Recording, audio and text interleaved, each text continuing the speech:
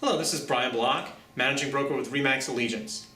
One of the frequent questions I get from both buyers and sellers is about the rent back period. Well, what is a rent back?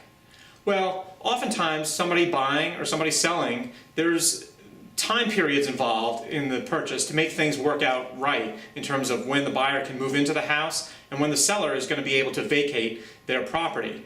And sometimes what happens is if a buyer needs to move in a certain amount of time, but the seller can't quite move out yet, and we have to figure out the timing, we can have what's called a rent back period. So let's say, for example, that the buyer and the seller agree to sell the house by the end of April, but that the seller is not going to be able to move out of the house till several weeks or maybe even a month later.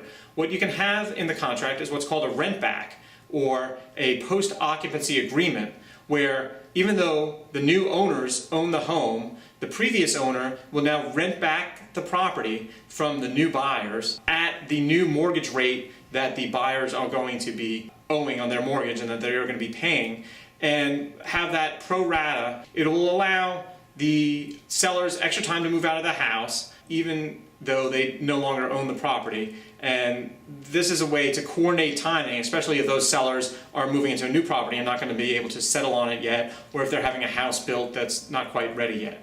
So rent back period is a very common occurrence, and you can always talk to your agent, talk to me about how to incorporate that into any purchase agreement.